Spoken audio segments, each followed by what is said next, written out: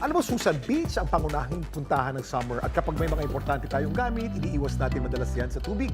Ayan, kaya nga Kuya Kim, mahirap na. Minsan, mahal pang magpagawa lalo na kapag nababad ng gusto. Lalo na cellphone. Oy, naku, sinabi mo pa. Pero may technology na raw na mapapaganda ang mga bagay kapag nilublob sa tubig. Oh. Yan ang aking kwentong dapat alam mo. Kaunting lublob sa tubig, magkakabuhay na raw ang mga boring na bagay. Ang printed na disenyo kaya na raw mailapat sa anumang koleksyon.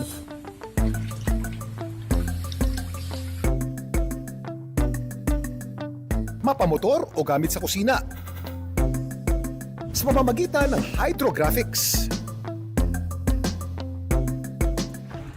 Nagsimula ang water transfer printing sa Japan noong 1980s. Tinatawag din itong hydrographics o hydrodipping, kung saan kayang kumapit ng na-print ang disenyo sa anumang bagay gamit lang ang tubig.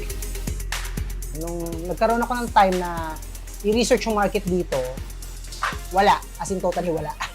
Nung time na yun siguro hindi pa familiar gaano mostly ng Pilipino kung ano yung process ng hydrographics. Gumagamit ito ng specialized film na pinoproseso at binibili pa sa ibang bansa, kaya ang disenyo imported. China, Brazil, US. So nandun usually yung mga malalaking machines ng mga hydrographics. Mahigit isang dekada na sa industriya ng hydrographics si Jonathan. Mas intricate yung design. At the same time, yun nga, kaya niya pong sundan yung shape ng item mo. Mas detailed yung output. Nag-umpisa siya sa paglalagay ng disenyo sa mga baril at holster o lalagyan ng baril.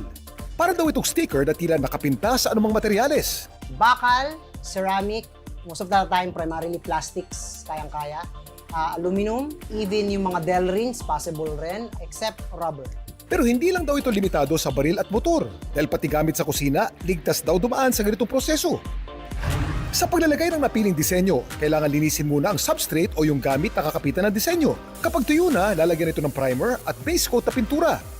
Mas prefer ng film na may kinakagat na bagong pintura sa substrate rather than tuyong-tuyo na yung pintura mo. Sunod ay puputol na sa hydrographic film ng disenyo na napili ng kliyente. Ilalagay ang hydrographic film sa tubig. Ordinaryong tubig lang ang kanilang ginagamit. Sunod ay magsaspray ng activator formula na tutunaw sa film para maiwan ang disenyo sa tubig. At saka dahan-dahang ilulubog ang bagay na lalagyan ng disenyo. Kung ang item mo is mas maraming kanto, then ang approach mo usually mas mabagal. Pagkalapat ng disenyo, agad din itong iaangat sa tubig.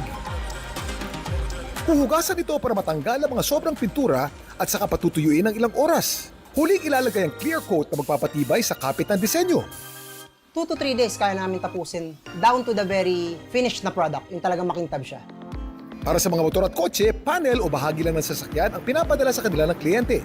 Nagsisimula sa 800 pesos ang kanilang hydrographics at tumataas ang presyo depende sa sukat at hugis ng didikitan nito. Kung maingat yung kliyente, normally mga 5-7 years bago magkaroon ng kupas, bago magkaroon ng problem sa print. Ang pagdidisenyo, hindi na mano-mano. Sa tulong ng technology, ang mga disenyo pwede nang malipat ng saktong-sakto sa anumang produkto.